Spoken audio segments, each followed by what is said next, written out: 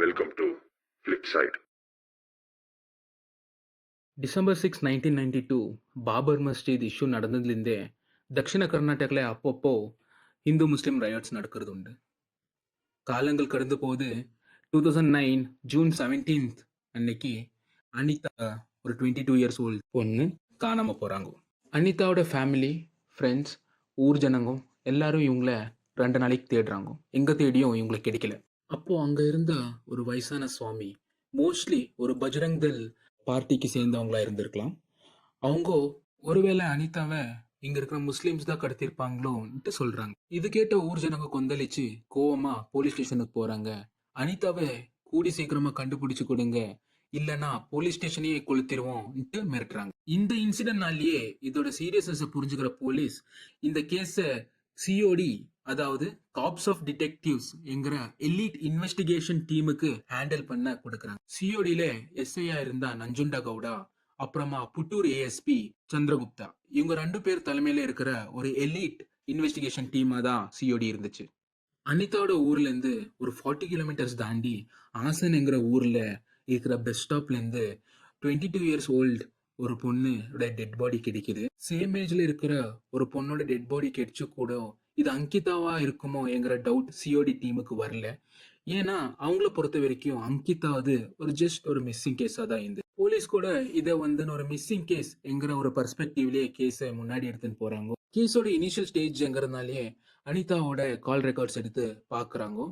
அப்பதான் அவங்களுக்கு ஒரு விஷயம் புரிய வருது. அனிதா மிஸ் ஆன முந்தா நாள் வரைக்கும் அவங்க வீட்டுல இருக்கிற லேண்ட்லைன்ல இருந்து லேட் ஹவர்ஸ்ல ஃபார் லாங் ஹவர்ஸ் யார் கூடவோ பேசுற மாதிரி இருக்கிற ரெக்கார்ட்ஸ் போலீஸுக்கு கிடைக்கும். ஆப்வியஸ்லி இவங்க யார் கூட பேசுறாங்கன்னு தெரிஞ்சுக்கிறதுக்காக போலீஸ் இந்த நம்பரை ட்ரேஸ் பண்றாங்க. அப்பதான் அவங்களுக்கு தெரிய வருது இது மடிக்கேரியில் இருக்கிற ஸ்ரீதரோட நம்பர்.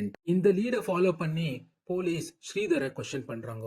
அப்போதான் ஸ்ரீதர் இது ஏன் நம்பரா இருந்தாலும் இதை யூஸ் பண்ணது என் தங்கச்சி காவேரி என்கிறது போலீஸ் கிட்ட சொல்றாங்க. ப்ராப்ளம் என்னன்னா 2009 பிப்ரவரியில இருந்து காவேரி கூட மிஸ்ஸிங். அப்போ கண்டிப்பா போலீஸ் காவேரியோட கால் ரெக்கார்ட்ஸ் எடுத்து பாக்குறாங்க. ஃபேமிலி ஃப்ரெண்ட்ஸுக்கும் தெரியாத ஒரு நம்பர்ல இருந்து ரொம்ப கால்ஸ் அவங்களுக்கு வந்ததாகவும் அந்த நம்பருக்கு லாங் ஹவர்ஸ் கிட்ட பேசினதாகவும் ரெக்கார்ட்ஸ் போலீஸுக்கு கிடைக்குது. அந்த நம்பரை ட்ரேஸ் பண்ணி யாருன்னு பார்த்தப்போ அது காசர்கோட்ல இருக்கிற புஷ்பா என்கிற பொண்ணோடதுன்னு தெரிய வருது. ஆனா புஷ்பா கூட ரொம்ப மாசமா மிஸ்ஸிங்கா இருக்கிறது தெரிய வருது. இதை கேட்டதும் போலீஸ் ஷாக் ஆகும். அதுக்கப்புறமா கிடைக்கிற எல்லா பேக் டு பேக் லீட்ஸ்லயும் பொண்ணுங்க மட்டும் மிஸ்ஸிங்கா இருக்கிறாங்க. மிஸ்ஸிங்கான பொண்ணுங்களோட நம்பர்ஸை பார்த்து போலீஸுக்கு பதட்டம் ஆகுது. இவ்வளவு பொண்ணுங்க மிஸ்ஸிங் ஆனதுனால இது ஒரு சீரியல் கில்லிங் இல்லனா ஒரு ப்ராஸ்டியூஷன் ராக்கெட், இதுல எதுவா இருந்தாலும் போலீஸ்னால ஒண்டியே ஹேண்டில் பண்ண முடியாதுங்கிறதுனால சைபர் எக்ஸ்பர்ட்ஸ் கிட்ட ஹெல்ப் கேட்கறாங்க. போலீஸ் இது வரைக்கும் கண்டுபிடிச்சதுல முக்கியமா இருக்கிற போன் நம்பர் டீடைல்ஸை சைபர் எக்ஸ்பர்ட்ஸுக்கு கொடுக்க. சைபர் எக்ஸ்பர்ட்ஸ் போலீஸ் கிட்ட இருந்து கிடைச்ச டேட்டாவை வச்சு ரொம்ப நேரத்துக்கு இன்வெஸ்டிகேட் பண்ணி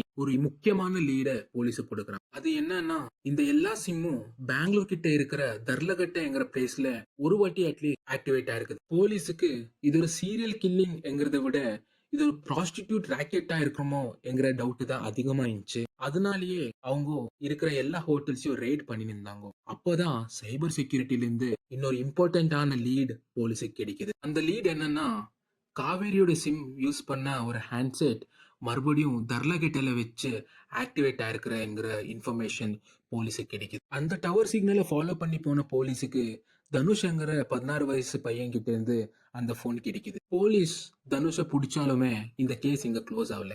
ஏன்னாக்கா தனுஷுக்கு மிஸ்ஸிங் ஆன எந்த பொண்ணுமே தெரியல. அப்போ போலீஸுக்கு இருக்கிற ஒரு முக்கியமான கொஸ்டின் என்னன்னா அவனுக்கு இந்த போன் எங்கிறது கிடைச்சிச்சு. அப்போதான் இந்த போன் அவங்க மாமா மோகன் மாஸ்டர் கிட்ட இருந்தா கிடைச்சிச்சுன்னு சொல்றான். ஸோ இதுதான் இந்த கேஸோட மேஜர் டர்னிங் பாயிண்ட். 1963 ஏப்ரல் 6 மயிலப்பா முகேரா அப்புறமா டுக்குரு கப்பல்ஸுக்கு 4 பசங்கள ஒரு பையனா தான் மோகன் குமார் பிறக்கிறான்.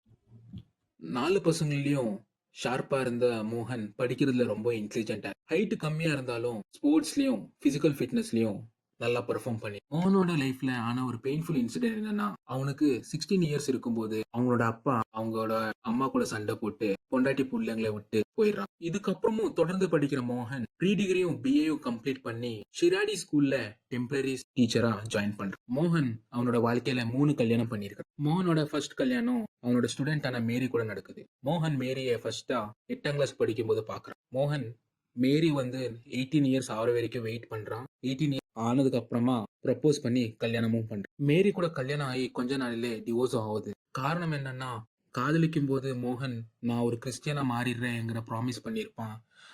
பண்ண ப்ராமிஸ் பிரகாரம் அவன் கிறிஸ்டியனா மாறாததுனால மேரி மோகனை டிவோர்ஸ் பண்ணிட்டு போயிடுவான். ரெண்டாவதா மோகன் ஒரு அரேஞ்ச் மேரேஜ் தான் பண்ணிக்கிறான். அவனோட சேம் கேஸ்ட்லேருந்து மஞ்சுளாங்கிற ஒரு பொண்ணை கல்யாணம் பண்ணுறான். அதில் அவனுக்கு 2 குழந்தைங்களும் இருக்கு. அதுக்கப்புறமா மஞ்சுளாக்கு தெரியாம மோகன் 3ஆவதா இன்னொரு கல்யாணமும் பண்ணுறான். தர்லகட்டைங்கிற பிளேஸ்லேருந்து ஸ்ரீதேவிங்கிற பொண்ணை கல்யாணம் பண்ணுறான். அதுலேயும் அவனுக்கு 2 குழந்தைங்க இருக்கு. இதை மாதிரி 3 கல்யாணம் ஆனதுக்கு அப்புறமும் மோகன் மாஸ்டர் 2003ல ரத்னாங்கிற பொண்ணு கூட ரிலேஷன்ஷிப்குள்ள போறான். கொஞ்ச நாளிலே அவங்க பிசிக்கலாவும் என்கேஜ் ஆகுறான். 3 கல்யாணம் ஆனது தெரியாத ரத்னம் மோகன் கிட்ட தன்னை கல்யாணம் பண்ணிக்கோன்ட்டு ஃபோர்ஸ் பண்றான். ரத்னத்தோட தொல்லையை தாங்க முடியாத மோகன் ரத்னத்தை கொல்லணுங்கிறது பிளான் பண்றான். ஒரு நாள் ரத்னத்தை தர்மஸ்தலா கிட்டுன்னு போன மோகன் அங்க இருக்கிற ஒரு பிரிட்ஜ்ல இருந்து ரத்னத்தை நேத்ராவதி நதிக்கு தள்ளுறான். இது பார்த்த ஒரு போட்மேன் ரத்னத்தை காப்பாத்துறான். அங்க பக்கத்துல இருக்கிற ஹாஸ்பிட்டல்ல அட்மிட்டும் பண்றான். போலீஸ் கிட்ட ரத்னம் மோகனுக்கு எதிராக என்ன நடந்துச்சுன்னு ரிப்போர்ட் பண்றான். போலீஸும் மோகனுக்கு எதிராக கேஸ் ஃபைல் பண்ணி ஜெயிலையும் போடுறாங்க. ஜெயில்ல மோகனுக்கு ஜெயில்மேட்டா கிடைச்சது ஒரு நகை கடைக்காரன்.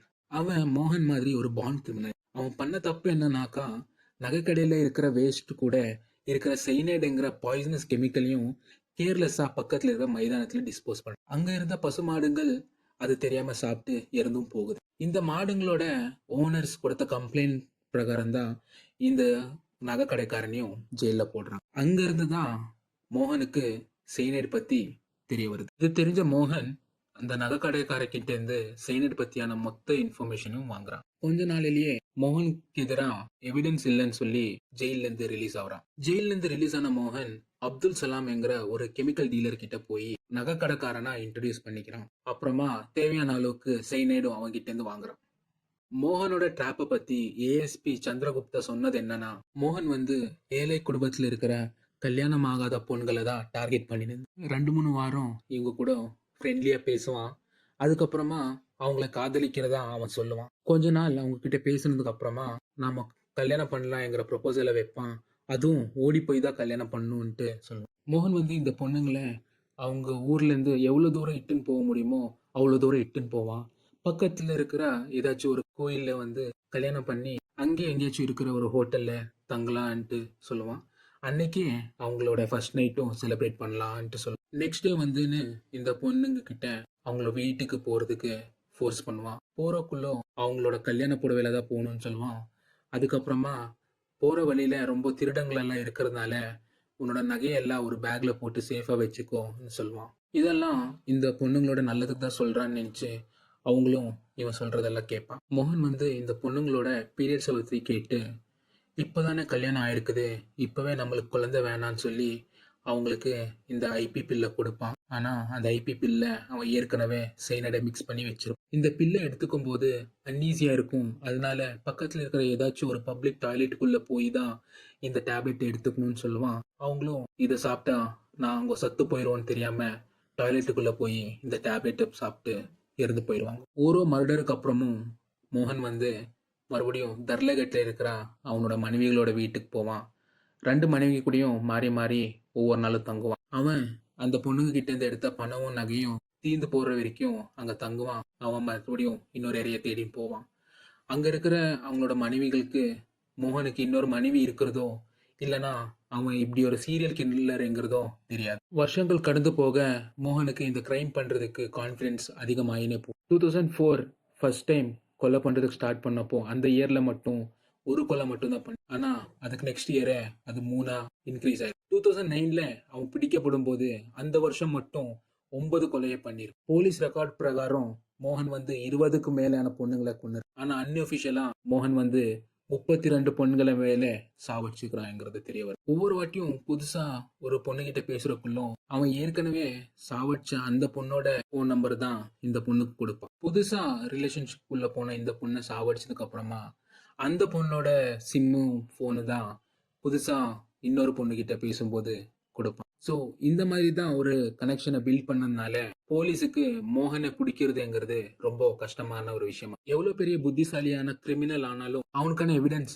அவனே விட்டுட்டு போவான். இந்த விஷயத்திலயும் மோகன் அதே தான் பண்ணியிருக்கான். அவனோட 16th இரையான அனிதாவை சாவடிச்சதுக்கு அப்புறமா மோகனுக்கு ரொம்ப கில்ட்டா ஃபீல் ஆயிருக்கு. அன்னைக்கு அவனோட 3வது பொண்டாட்டியான ஸ்ரீதேவியோட வீட்டுல இருக்கும்போது எவ்வளவு படுத்தாலும் தூக்கமே வரல. அதுக்கப்புறமா அதோட மறுநாள் வந்துன்னு அங்க இருந்து கொஞ்சம் தூரம் தள்ளி இருக்கிற ஒரு கோயில் கிட்ட போறான். அங்க வந்து எல்லாருமே ப்ரே பண்ணி போற வரைக்கும் வெயிட் பண்றான். அதுக்கப்புறமா அந்த பூஜாரி கிட்ட போய் தெரியாம நான் ஒரு பொண்ணை கொன்னுட்டேன், இதுக்கு ஏதாச்சும் பிராயச்சித்தம் பண்ண முடியுமான்ட்டு அங்க இருக்கிற பூஜாரி ஈஸ்வர் பட் கிட்ட கேக்குறான். இதுதான் இந்த கேஸ்ல ஒரு இம்பார்ட்டன்ட் சாட்சியா ஃபியூச்சர்ல வருது. மோகனுக்கு ஆனா இந்த கில்ட் வந்து ஒரு டெம்பரரி ஃபீலிங்ஸா தான் இருந்துச்சு. ஏன்னா ஒரு 2-3 மாசத்துலயே மறுபடியும் புது ஏரியா தேடி மோகன் போறதுக்கு ஸ்டார்ட் பண்றான். இதுக்கப்புறமும் 2-3 பொண்ணுங்களை அவன் சொல்லவும் செய்யறான். ஆனா ஓவர் கான்பிடன்ஸ் என்னவோ தெரியல, லாஸ்டா மீட் பண்ண பூர்ணிமாவோட விஷயத்துல மட்டும் கோட்டை விட்டுறான். எல்லா பொண்ணுங்க கிட்டயும் மெயின்டைன் பண்ண மோட் ஆஃப் ஆப்ரண்ட் வந்து பூர்ணிமா கிட்ட அவன் மெயின்டைன் பண்ணல. எல்லா பொண்ணுங்க கிட்ட அவன் பண்ண ஒரு முக்கியமான விஷயம் என்னன்னாக்கா, அவனை பத்தி அந்த பொண்ணுங்களோட ஃபேமிலி கிட்ட சொல்லவே கூடாதுங்கிற டிமாண்ட் வச்சிருப்பான். ஆனா பூர்ணிமா கிட்ட அவன் அதை சொல்ல. பூர்ணிமாவோட வீட்டிலே இது ஒத்துக்கிறதுக்கான சான்சஸ் ஜாஸ்தி இருந்ததுனால பூர்ணிமா வந்து மோகன் கிட்ட வீட்டுல வந்து பொண்ணு கேட்க சொல்றான். மோகனும் இதுக்கு ஒத்துக்குன்னு பூர்ணிமாவோட வீட்டுக்கு போய் அவளை பொண்ணு கேட்கறான். ஒரே பார்வையில பூர்ணிமாவோட ஃபேமிலி மெம்பர்ஸுக்கு மோகனை பிடிக்குதுங்கிறதுனாலும் மோகனை பத்தி இன்னும் கொஞ்சம் விசாரிச்சுதான் பொண்ணு தருவோன்ட்டு அவங்க சொல்றாங்க. ரொம்ப நாள் வெயிட் பண்ணியும் பூர்ணிமா கூட கல்யாணம் நடக்கல என்கிறதுல அவனோட ஃபீலிங்ஸை பூர்ணிமா கிட்ட சொல்றான். பூர்ணிமா கிட்டயும் நாம ஓடி போய் கல்யாணம் பண்ணிக்கலாம் என்கிற ஐடியாவையும் சொல்றான். இதுக்கு பூர்ணிமா ஒத்துக்கலனாலும் கொஞ்ச நாளைக்கு ஃபோர்ஸ் பண்ணி பூர்ணிமாவை மெஜஸ்டிக் கிட்ட இருக்கிற ஒரு லாட்ஜ் கிட்டன்னு போய் எல்லா பொண்ணுங்களையும் கொண்ட மாதிரி பூர்ணிமாவையும் எலிமினேட் பண்றான். ஆனா கொஞ்ச நாளைக்கு அப்புறமா கோர்ட்ல மோகனை பார்த்த பூர்ணிமாவோட ஃபேமிலி மெம்பர்ஸ் மோகனை ஐடென்டிஃபை பண்ணி இவன் தான் மோகன்ங்கிறது கன்ஃபார்ம் பண்றாங்க. இது கோர்ட்டுக்கு முன்னாடி ஒரு இம்பார்ட்டன்ட் எவிடன்ஸா மாறுது. கோர்ட்ல இந்த கேஸ் நடக்கும்போது கூட மோகனுக்கு எதிராக சிஓடி டீம் எவிடன்ஸ் கலெக்ட் பண்றதுக்கு ட்ரை பண்ணியிருந்தாங்க. மோகன் கிட்ட இருந்து எடுத்து வாங்கின இல்ல கலெக்ட் பண்ண எல்லா சிம்ஸையும் வச்சு எல்லா நம்பருக்கும் கால் பண்ணும்போது எதிர்ச்சியா கனெக்ட் ஆன ஒரு கால்ல இருக்கிற பொண்ணு வந்துன்னு எனக்கு மோகனை தெரியும்ங்கிறது சொல்றாங்க. இந்த பொண்ணு கூட மோகனோட ட்ராப்ல பலியான ஒரு பொண்ணு தான். ஆனா மோகன் கொடுத்த அந்த சைனைட் டேப்லெட் இவங்க சாப்பிட்டு பார்த்தப்போ அவங்களுக்கு வாமிட்டிங் சென்சேஷன் வந்து அந்த டேப்லெட்டை சாப்பிடாம கக்குறாங்க. இருந்தாலும் சின்ன ஒரு அமௌண்ட் சைனைடு இவங்க பாடிக்குள்ள போனதுனால இவங்க டாய்லெட்ல அன்கான்சியஸா வீழ்ந்துடுறாங்க. இவங்க இறந்துட்டாங்கன்னு நினைச்சு மோகன் கூட அங்கிருந்து கிளம்பி இன்னொருத்தரை கொல்றதுக்கு போயிட்டான். ஆனா ஒரு 5 நாளைக்கு ஹாஸ்பிட்டல் அட்மிட் ஆன இவங்க உயிர் பொழைச்சு வந்து இன்னொருத்தரை கல்யாணம் பண்ணி வாழ்றதுக்கு ஸ்டார்ட் பண்ணுவாங்க. இந்த விஷயத்த முதல் முறையா இவங்க போலீஸ் கிட்ட தான் சொல்லுவாங்க. இவங்களோட ஐடென்டிட்டியே போலீஸ் ரிவீல் பண்ணலனாக்கா மோகனுக்கு எதிரா அவங்க சாட்சி சொல்றதுக்கு ரெடியா இருக்கிறேங்கிறது போலீஸ் கிட்ட சொல்றாங்க. இதெல்லாம் நடக்கும்போது போலீஸ்க்கு இன்னொரு விட்னஸ் கிடைக்குது. அவங்க பேரு சுமித்ரா. அனிதாவோட அதே ஊர்ல அவங்க ஒரு டெய்லர் ஷாப் வச்சிருக்காங்க. அனிதாவையும் கூட்டி மோகன் ஆசன் பஸ் ஏறுறத இவங்க எதிர்ச்சியா பாக்குறாங்க. மோகனை பார்த்தா என்னால ஐடென்டிஃபை பண்ண முடியும்னு சொல்றதுக்கு சுமித்ராக்கு இன்னொரு ரீசன் கூட இருந்துச்சு. 2005ல கவர்மெண்ட் பிளான்டேஷன் ஆபீசரான்னு சொல்லி இன்ட்ரோடியூஸ் பண்ணி அவங்கள கல்யாணம் பண்றதுக்கும் எனக்கு விருப்பம் இருக்குதுன்னு சொன்ன ஆனந்தா இருக்குமோ என்கிற டவுட் அவங்களுக்கு வருது. இதனாலேயே சுமித்ராவோட நம்பர் மோகனுக்கு தெரிஞ்சிருக்கிறதுக்கு வாய்ப்பு இருக்குன்ட்டு தெரிஞ்ச போலீஸ் சுமித்ரா கிட்ட இருந்து மோகனை கால் பண்ணி வர சொல்றான். இது எதுவுமே தெரியாம மோகன் நேரா போலீஸ் விரிச்ச சத்திரவூகத்துல வந்து மாட்டிக்கிறான். இப்படிதான் போலீஸ் வந்து மோகனை அரெஸ்ட் பண்றாங்க. அரெஸ்ட் பண்ணி அவங்க மோகனோட 2வது பொண்டாட்டியான ஸ்ரீதேவியோட வீட்டுக்கு போறாங்க. அங்க அவங்களுக்கு மோகன் வச்சிருந்த cyanide bottles, rubber stamps, fake government IDs இதெல்லாம் கிடைக்குது. இந்த எவிடன்ஸ் எல்லாம் கலெக்ட் பண்ணி அரெஸ்ட் பண்ண மோகனோட கேஸ் ஃபைல் ஆகுது. மோகனோட கேஸ் கோர்ட்டுக்கு வந்ததுக்கு அப்புறமா அந்த கேஸ மோகனை தான் வாதாடுறான். மோகனை ரிமாண்ட்ல வைக்கும்போது மோகன் வந்துன்னு இந்தியன் பீனல் கோட்ஸையும் அவனோட லா பாயிண்ட்ஸையும் தான் ப்ரிப்பேர் பண்ணி அவனோட கேஸ் அவனே வாதாடுறான். வாதாட மட்டும் இல்லாம இந்த கேஸ இன்வெஸ்டிகேட் பண்ண நஞ்சுண்டப்பா கவுடா அப்புறமா சந்திரகுப்தாவையும் கிராஸ் கொஸ்டின் பண்ணி ரோஸ்டும் பண்றான். அதுக்கப்புறமா இந்த கேஸ எவ்வளவு நாளைக்கு தள்ளி போக முடியுமோ அவ்வளவு நாளைக்கு தள்ளி போகிற மாதிரி தான் இந்த கேஸ வாதாடவும் செய்யறான். ஆப்போசிட் லாயர் என்ன சொல்றாங்கன்னாக்கா, மோகனோட பாயிண்ட்ஸ் எல்லாம் ரொம்ப வேலிடா தான் இருந்துச்சு. அவனுக்கு கோர்ட்ல வாதாடி எக்ஸ்பீரியன்ஸ் இல்லாதனாலதான் இந்த கேஸ்ல தோத்தா என்கிறது தெரிய வருது. இப்போ மோகன் வந்துன்னு பெல்காவில இருக்கிற ஒரு ஜெயில்ல அவனோட மரணத்துக்காக ஒவ்வொரு நாளும் கடந்து காத்துட்டு இருக்கான்.